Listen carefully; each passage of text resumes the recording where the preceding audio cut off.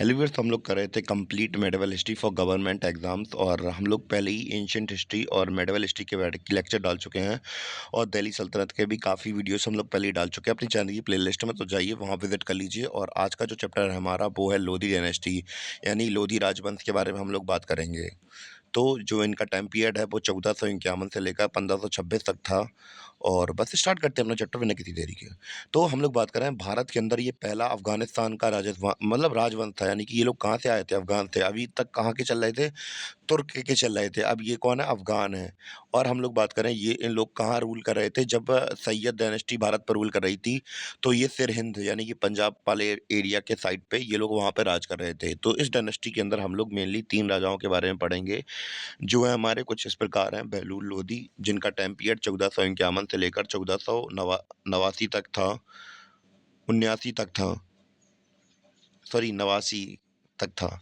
और इसके बाद हम लोग बात करेंगे सिकंदर लोधी के बारे में, जिनका टाइम पीरियड 1489 से लेकर 1517 तक था। फिर इसके बाद हम लोग बात करेंगे इब्राहिम लोधी के बारे में, जिनका टाइम पीरियड 1517 से लेकर 1526 तक था। तो इन सब के बारे में डिटेल समझते हैं और जानते हैं कि जो हमारे एग्जाम के पर्सपेक्टिव से क्या क्या जरूरी है इनके बारे में पढ़ना। सबसे पहले हम लोग बात करेंगे इस डायनेस्टी के फाउंडर बहलूल लोधी के बारे में। तो ये कौन है? हमने पहले अभी हाल देखा कि भैया लोधी डायनेस्टी के फाउंडर है इंडिया के अंदर, और इन्होंने बेसिकली सल्तनत की पावर बढ़ाई थी। और कैसे बढ़ाई थी? तो हम लोग देख रहे थे कि भैया जो दिल्ली सल्तनत थी उसकी पावर दिन पर दिन कमज़ोर होती आ रही थी। ऐसे कि सैयद को तो रूल करना आता नहीं था कि भैया आधी सल्तनत गवर्नर्स नोबल्टी निपटा रही है और आधी राजा निपटा रहे हैं, तो फिर थोड़ी इमेज थोड़ी ख़राब हो जाती है। तो पावर थोड़ी इकट्ठी करना भी ज़रूरी होता है। तो बस इन्होंने इस प्रकार अलग-अलग तरीकों से सल्तनत को रिवाइव किया था। और इन्होंने पूरे जो हमारा सिरकी किंगडम था उसे पूरा पूरा जीत लिया था। और इन्होंने अपने सिक्के चलवाए थे, बैलून कॉइन्स चलवाए थे इन्होंने। और ये कभी भी गद्दी पे नहीं बैठे थे, ये हमेशा अपने जो अमीन्स यानी कि दरबारी होते थे उनके साथ बैठते थे। यानी कि जैसे कि एक अच्छा राजा होता है कि अपने जो नॉवेल्स हैं उनकी उनको रिस्पेक्ट ट्रीट करना, यानी कि वो आपके लिए तो काम कर रहे हैं ना, तो ऐसा तो है नहीं कि आपके विरुद्ध जाके काम कर रहे हैं। आपके लिए काम कर रहे हैं तो आपको भी उनकी इज्जत करनी चाहिए। तो ये अच्छे तरीके से बिहेव करते थे, यानी कि गद्दी पर नहीं बैठते थे, उन्हीं के साथ कालीनों पर बैठते थे। तो ये सीन था उनके साथ। काफ़ी अच्छा प्रतीत होते हैं, पर कुछ काम खराब भी होंगे। हर किसी ना किसी शासक में कुछ ना कुछ खराबियाँ होती हैं। जैसे कि इनके तो हम लोग अब बात करेंगे इनके बेटे सिकंदर लोधी के बारे में। तो noblest of the 3 Lodhi rulers real name was Nizam Khan. तो इनका नाम क्या था? निज़ाम खान इनका एक्चुअल नेम था। और ये बेटे थे किसके? बहलूल लोधी के। और इन्होंने बिहार, बंगाल को जीता था कब? 1514 में। और इन्होंने नया शहर आगरा की स्थापना की थी। तो बेसिकली अगर कोई पूछते कि भैया आगरा की स्थापना किसने की है, तो आप लोग बता तो सकते हैं कम से कम इन्होंने आगरा की खोज की थी, मतलब आगरा बसाया था इन्होंने।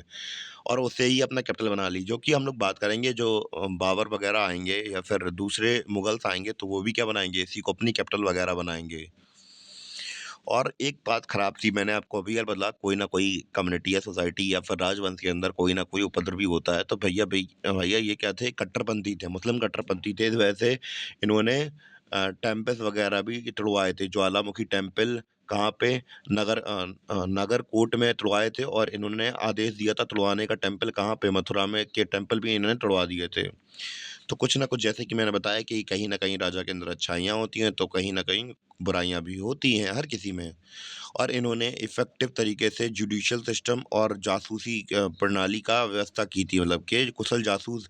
अगर आप लोग कौटिल्य शास्त्र पढ़ी है आपने, तो आपको पता होगा कि जासूसी इम्पोर्टेंस कितनी होती है। अगर कोई राजा अगर जासूस नहीं रखता, तो फिर उसके लिए बहुत ख़राब बात है, क्योंकि उसको हर अपने दुश्मनों के बारे में जानने की ज़रूरत होती है, वरना उसका जो सिंहासन है वो छीन लिया जा सकता है। क्योंकि उस जो शक्ति पर वो बैठा है, तो उसकी शक्ति पे हमेशा डर बना रहता है कि क्योंकि हर कोई शक्ति चाहता है। जिस पोज़ीशन पे वो बैठा है, बाकी लोग भी तो उसकी पोज़ीशन पे आना चाहेंगे। और इन्होंने एक काम और करवाया था, अ, जो खातों वगैरह होती थी, जो ऑडिटिंग वगैरह होती थी, उसकी वगैरह उसने जाँच कराना स्टार्ट करवा दी थी।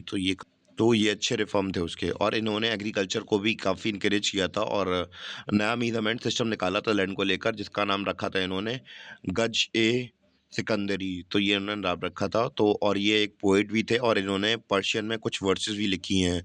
और इनका जो एक्चुअल पेन नेम था वो क्या था? गुलरुखी इनका पेन नेम था। और इन्होंने कुतुब मीनार को रिपेयर वगैरह भी करवाया था।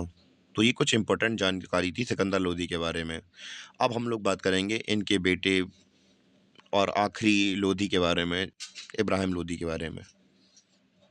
तो अब हम लोग बात करते हैं अब इब्राहिम लोदी के बारे में। तो ये बहुत ज़्यादा इन्होंने क्या करवाया था, arrest Ibrahim Lodi arrest the absolute power of Sultan. As a result, some of the nobles turned against him. At last, Daulat Khan Lodi, the governor of Punjab, invited Babur to overthrow Ibrahim.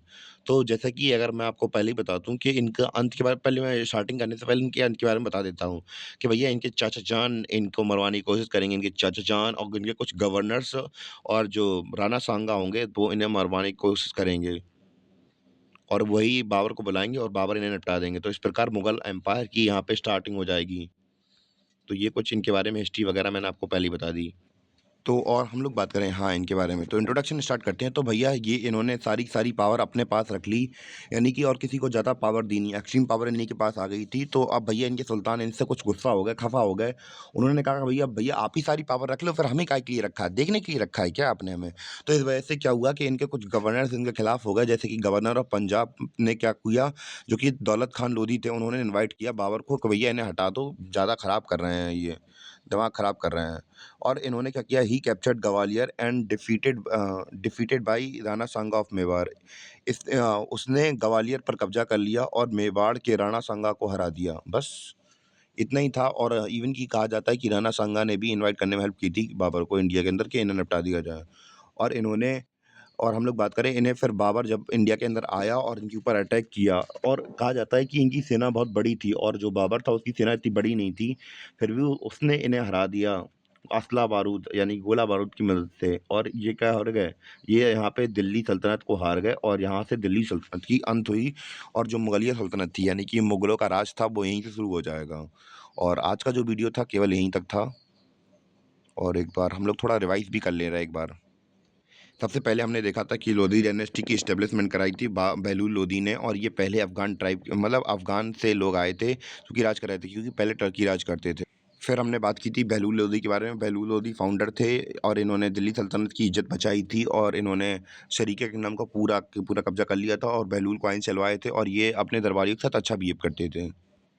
Sikandar Lodi की बात करें, इनका नाम निज़ाम खान था और ये इन्होंने बिहार, बंगाल ये एरिया जीते थे 1504 में। इन्होंने आगरा को बसाया था और दूसरी बात ये थी कि इन्होंने कुछ मंदिर तुड़वाए थे और इन्होंने जासूसी सिस्टम और एक कोर्ट का सिस्टम जो जुडिशरी सिस्टम होता है वो इंट्रोड्यूस कराया था।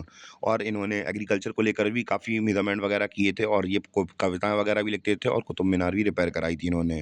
इब्राहिम लोदी के बारे में बात करें तो सारी पावर इन्होंने अपने हाथ में ले ली थी और कुछ नॉवेल्स इनके अगेंस्ट हो गए थे। इस वजह से उन्होंने बाबर को इनवाइट किया इंडिया के अंदर कि वो आएँ और इन्हें निपटा दें। तो फिर इन्होंने ग्वालियर भी कैप्चर कर लिया था और इन्हें बाद में बाबर के द्वारा मार भी दिया गया। और यहीं हमारा चैप्टर खत्म होता है। मिलते हैं अपने अगले लेक्चर के साथ, तब तक